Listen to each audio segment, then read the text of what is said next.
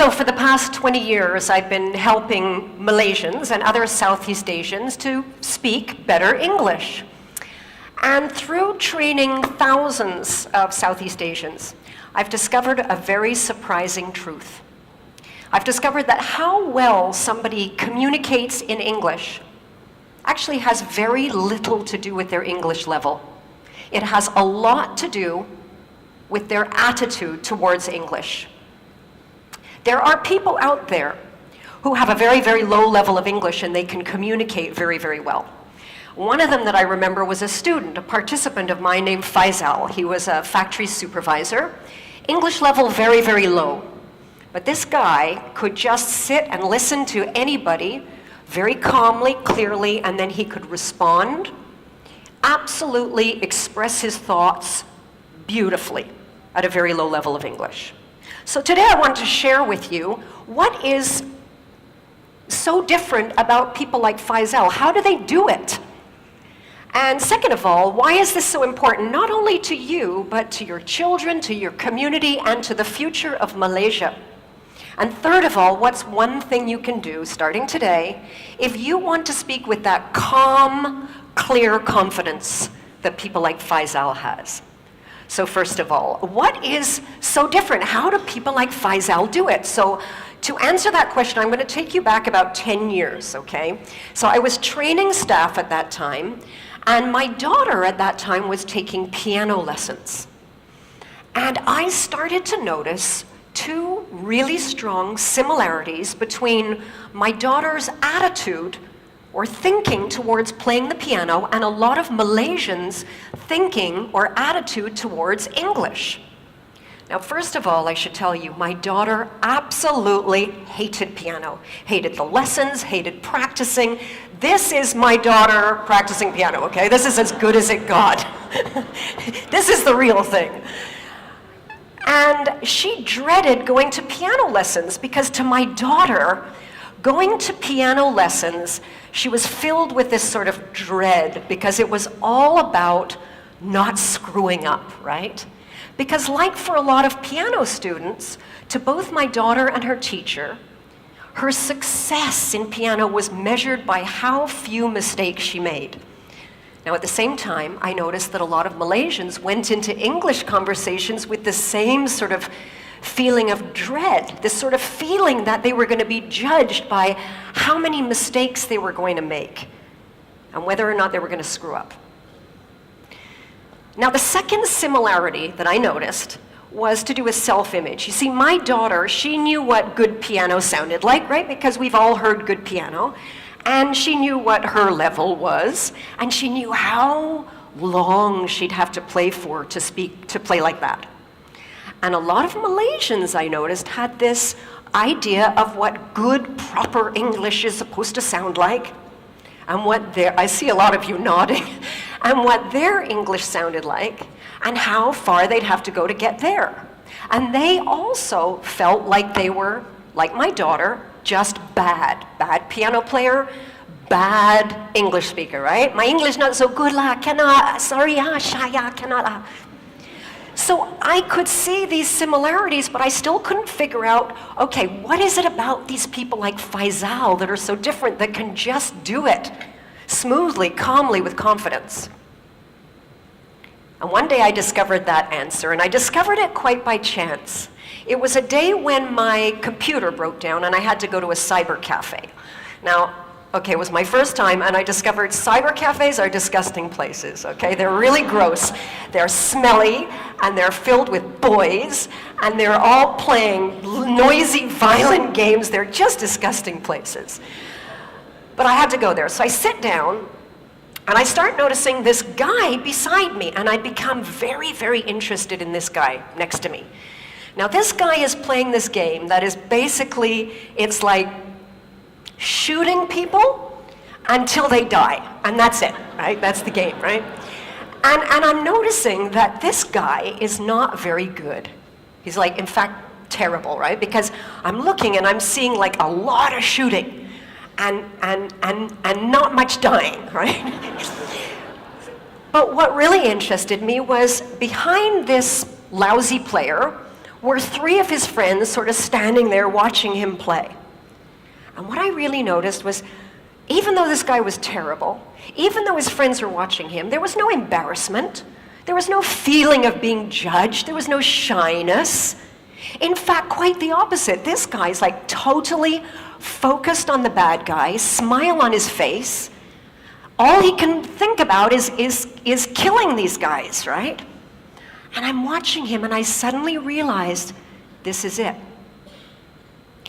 This is the same attitude that people like Faisal have when they speak English. Just like this guy, when Faisal goes into an English conversation, he doesn't feel judged. He's entirely focused on the person that he's speaking to and the result he wants to get.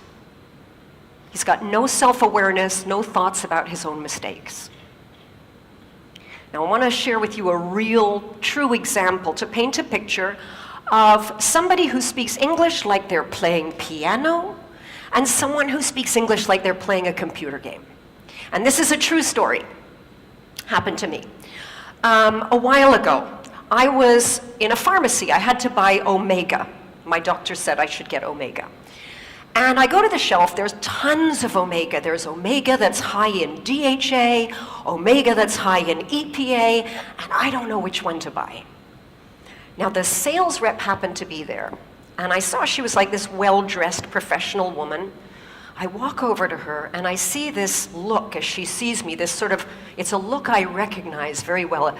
Her eyes go all wide. It's sort of that panic, oh my God, I gotta speak to a native speaker, and she's gonna judge me and notice my mistakes. I go up to her, and I explain my situation, which Omega do I get? And she starts explaining to me everything about DHA and EPA you could possibly imagine. She speaks very quickly, goes all around in circles, and when she finishes, no idea what to buy. Right? So I turn to the girl behind the counter. Now, the girl behind the counter, I heard her before, her English level is very low. But when I walk over to her, this girl, there's no fear. In fact, she's just looking at me. You know that look? Like, yeah, okay, so how? Right. Yeah, I've been in Malaysia a long time. So I go up to her and I explain the problem, EPA, DHA. She looks at me, she says, okay, EPA for heart, DHA for brain. Your heart okay or not? So I said, I said my heart is really, I think it's pretty good. She says, your brain okay or not? I said, yeah, no. No, my brain is not as good as it used to be. She looked, she said, okay lah, you take Omega DHA, can?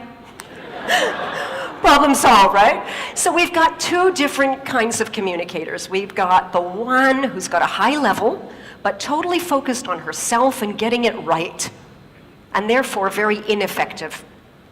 We've got another one, low level, totally focused on the person she's talking to and getting a result. Effective. And therein lies the difference. Now, why is this distinction so important, not just to you, to your children, but to the future of Malaysia and countries like Malaysia? And to answer that, let's take a look at who actually is speaking English in the world today, okay? So if we looked at all of the English conversations in the whole world taking place right now on planet Earth, we would see that for every native speaker, like me, there are 5 non-native speakers. And if we listen to every conversation in English on planet Earth right now, we would notice that 96% of those conversations involved non-native English speakers. Only 4% of those conversations are native speaker to native speaker. This is not my language anymore. This language belongs to you. It's not an art to be mastered. It's just a tool to use to get a result. And I want to give you a real life example of what English is today in the world, real English today. This is another true story. I was at a barbecue a little while ago. This was a barbecue for engineers from all over the world, and they were making hot dogs. Now, some of the hot dogs were regular hot dogs, and some were these cheese hot dogs, you know, with the cheese in the middle. French engineer is cooking the hot dogs, and he turns to this Korean engineer and he says, would you like a hot dog? And the Korean guy says, yes, please. He says, do you want the cheese? And the Korean guy looks around at the table, he says, I no see cheese. French guy says, the hot dog contains the cheese. Korean guy doesn't understand him, right? So the French engineer tries again. The hot dog is making from with the cheese. Korean guy still doesn't understand. He tries again. He says, the hot dog is coming from. No, the cheese is coming from the hot dog. Korean guy cannot understand. Now this Japanese engineer who's been listening to this conversation turns to the Korean engineer and he says, cheese integrator. He understands, okay? Everybody understands. So this is what English is today. It's just a tool to play around with to get a result, like a computer game. Now the challenge is that we know in schools all around the world, right? English is not really being taught like it's a tool to play with. It's still being taught like it's an art to master. And students are judged more on correctness than on clarity. Some of you might remember the old comprehension exam in school. Does anybody remember in school when you would get a question about a text that you read? You'd have to read through some text, right? And then answer a question to show that you understood the text. And this may have happened to you, that you showed that you understood the text, but you got a big X because you made a little grammar mistake. Like this student. Now this student clearly understood paragraph 4, but no, not correct, because he left the letter N off the word environment. But in the real world, what would matter?